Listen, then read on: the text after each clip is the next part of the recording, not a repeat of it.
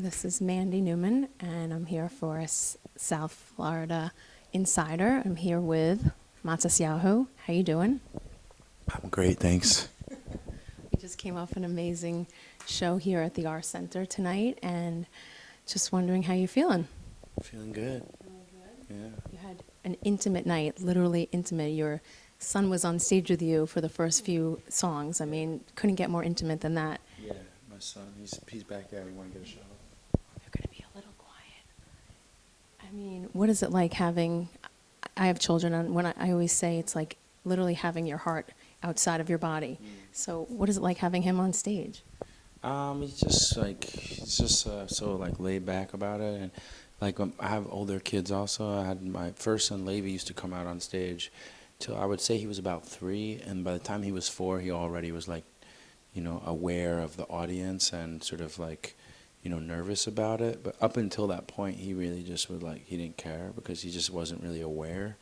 And he's already 4.5, and I'm just like, I figure at some point he's probably not gonna want to come out anymore. But right now, he still like comes out on stage, and I don't really want to tell him that he can't come on stage because I feel like there's something good, especially if he ever decides to become a singer or artist, and even if he doesn't, to just sort of destroy the fake like boundary of the performer versus the audience, and that a performer is supposed to be something other than what he is when he's on stage.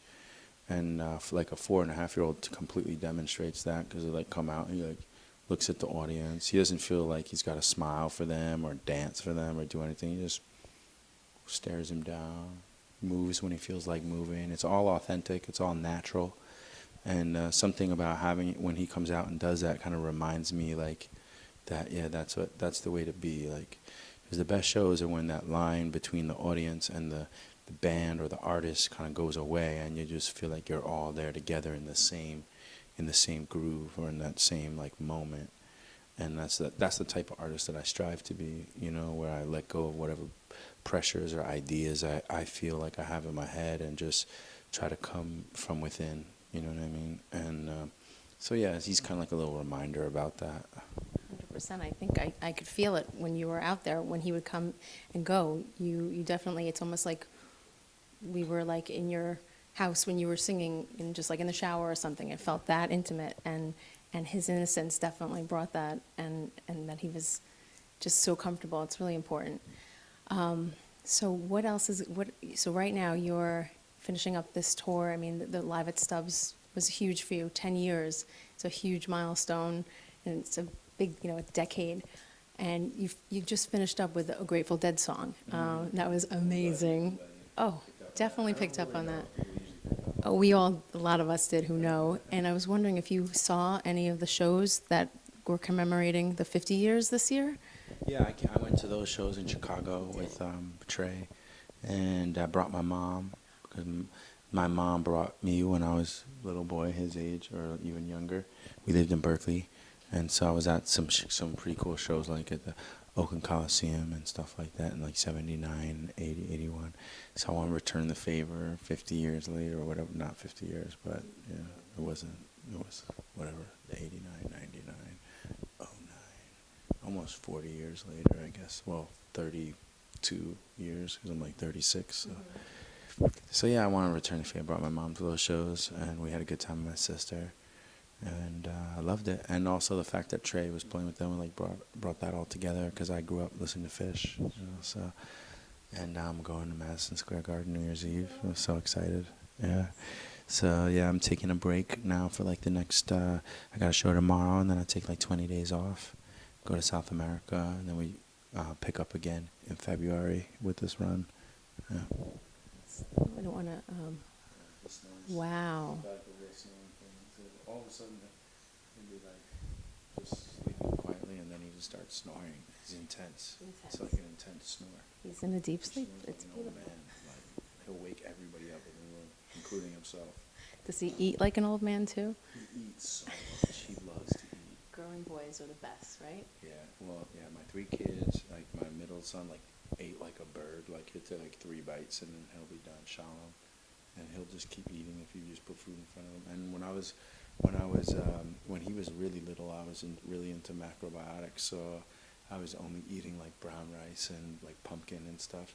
And so I was like, me and him in the morning, we would like have miso soup and brown rice together. And like his brother started like feeding him candy when I wasn't looking. So he'll eat everything. He has a taste for like good food also, which is kind of cool. Most kids don't have that. Your biggest hit, like your like King Without a Crown and things like that was like live performance is really Yeah.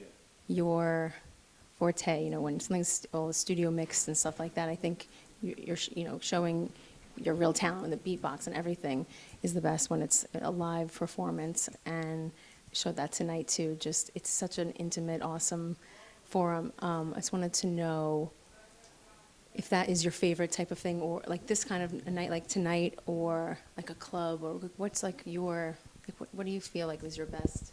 I like all of it. Like I like playing big outdoor festival shows and the energy for that kind of thing. I like playing these kind of shows. I like playing little rock clubs.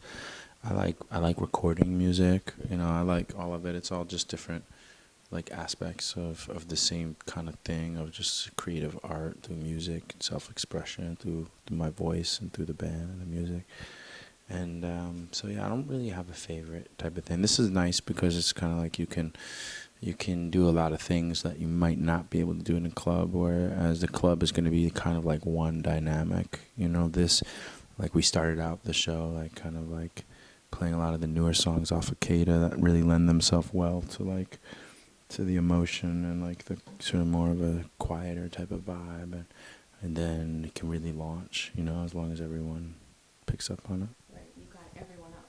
Everyone went from chill mellow to every person standing up in this place. Yeah, that's the best when it does that, and then it just happens. It's not like you forced it, So it's not like you came out and were like, let's kick some ass, and like push yourself into some kind of like false frenzy, but it actually happens on its own through this like dialogue between us on stage and then us in the audience, and then it naturally builds to a certain place where like everyone's leaving the show like feeling really good and up and a lot of energy. So I think that's how everyone left tonight for sure.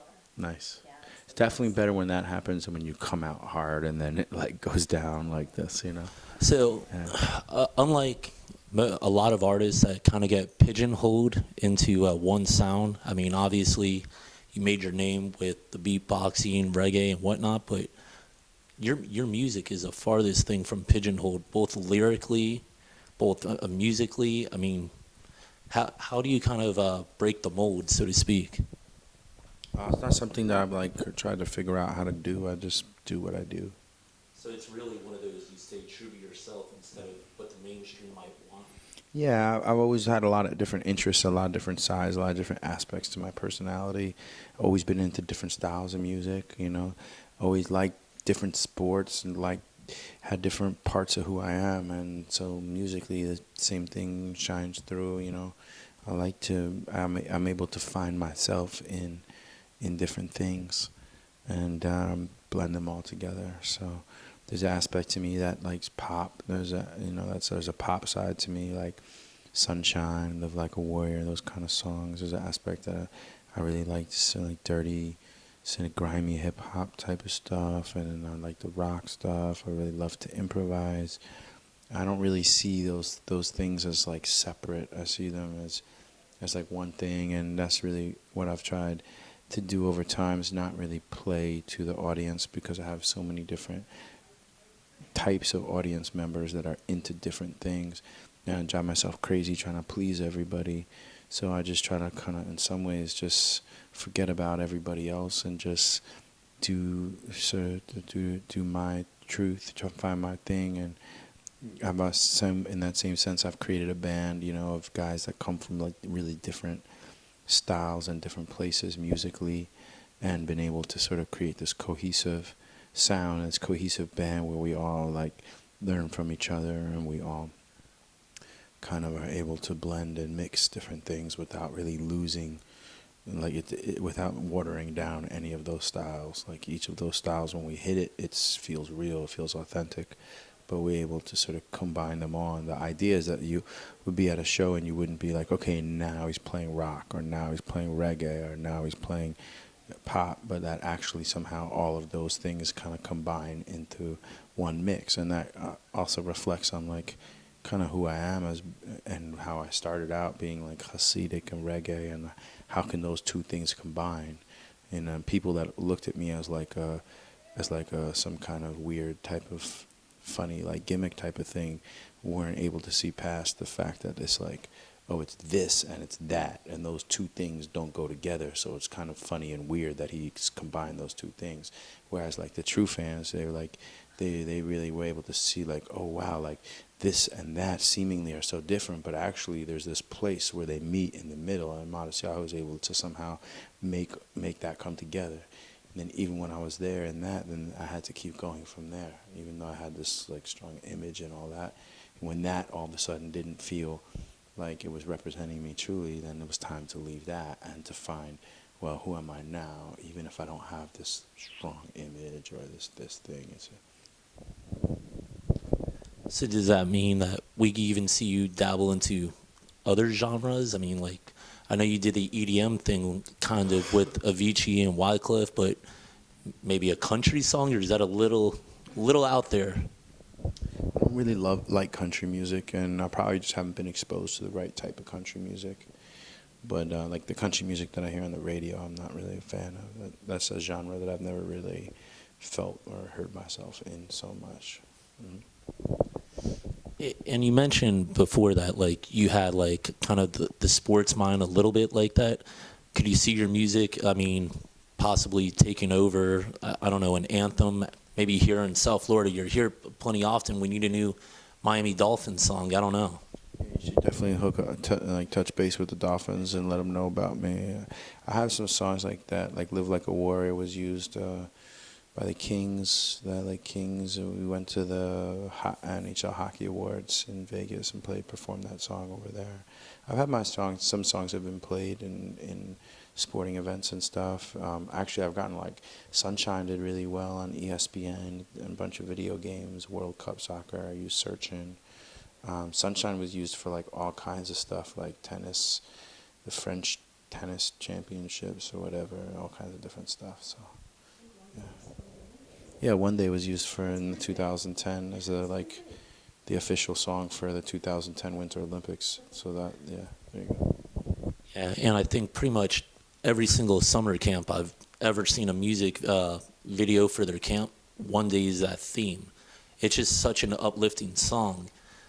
Does it seem, as far as like the newer music, that maybe stuff has become a little bit more personable, that it's not necessarily uplifting as much, but it's more a reflection of yourself?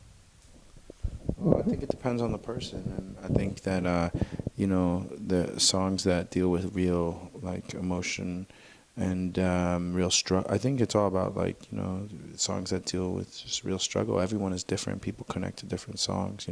Kids at a summer camp who are like 10 years old, they're going to connect to a different song than some 38-year-old woman who just went through a divorce, or like a 25-year-old kid who's got cancer, or some guy who was like overseas in Iraq. I mean, everyone's going to connect to the music in a different way, and that's kind of like one of the cool things I think about what I do, is that it doesn't I don't just do one thing, and therefore I don't just have one type of fan. And people that come to a Matisyahu show are coming for all different reasons. There are people that are coming because of "One Day." There are people that are coming from the King Without a Crown era. There are people that are coming from the Sunshine. There are people that are coming from the Kada era. There's people that come from the Light.